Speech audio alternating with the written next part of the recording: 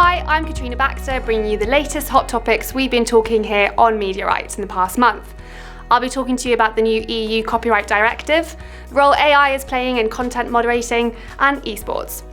The hotly debated EU Copyright Directive has finally been published in the official journal.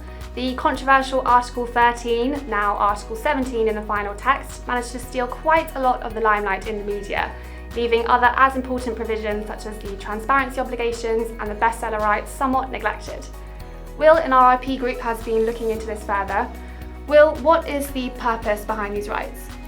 So, these rights stem from a recognition that individual creators of content, so the authors and performers, tend to be in a weaker contractual negotiating position when it comes to negotiating contracts for the exploitation of their rights, and they therefore need additional legal protection. Put another way, it's felt that there's a need to reset the balance between the creators of content on the one hand and the businesses who exploit and profit from that content on the other. And so what do these provisions really entail? So the two go together. The transparency obligation requires authors and performers to be provided with up-to-date, relevant and comprehensive information about the revenues that are generated from the exploitation of their rights. Then, armed with that information, if they feel that the remuneration they originally received is disproportionately low compared to the revenue subsequently generated, they can come back and ask for more money.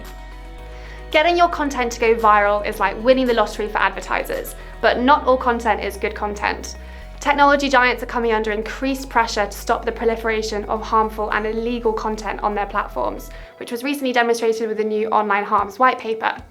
These companies are turning to new technologies such as AI to moderate their content online, and Esme has been looking into this further. Esme, do you think that AI is going to replace the need for human content moderators? No, they've both got important but distinct roles to play. So whilst AI tools help tech companies to deal with the volume of content and the speed at which it's shared online, people are still needed to make difficult content moderation decisions. And what do you think are the key challenges with using AI in content moderating? There's a number of challenges. So one example is that AI tools learn how to detect certain types of content by analysing training data, and that can often lead to a knowledge gap of rarer types of content. Another challenge is that the context is often very important to content moderation decisions, and AI tools can struggle to understand human concepts like sarcasm or irony. Because tech platforms are often global, there's also other challenges associated with that. So for example, there will be numerous legal frameworks that apply to that one platform, and often there's cultural differences in terms of what's considered harmful or not. That's a really good point, and what is harmful is something the Online Harms White Paper has really struggled to define. Check out our Online Harms White Paper mini-series on MediaBytes that we launched last week. The eSports industry is a very large and maturing industry, attracting an audience in the hundreds of millions. But there is no clear-cut regulatory structure.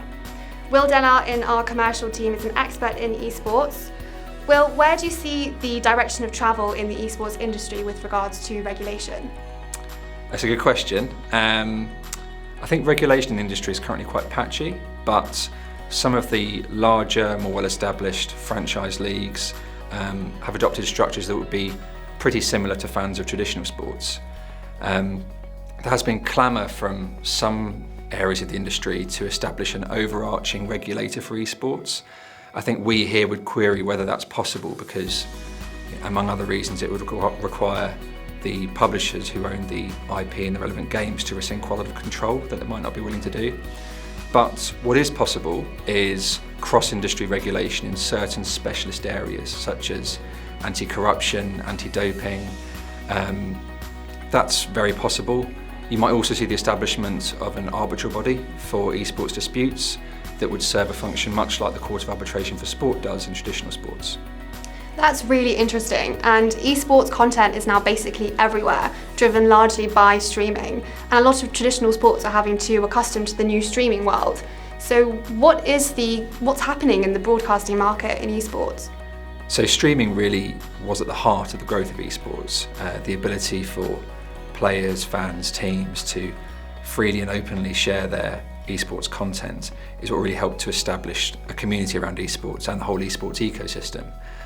But what's interesting is that having got so used to seeing esports content everywhere and for free, whether esports looks to mimic traditional sports in putting content perhaps behind a paywall or trying to make fans pay for it, and whether we see esports media rights values increase exponentially as a result and more competition in the market, or whether actually the view's taken that really there's more value in keeping this content open to everyone without charge. That's a really good point, and if you want to see how the industry is evolving in esports, please check out our articles on MediaBytes.law. That's all for now, but head over to MediaBytes.law to check out our latest articles.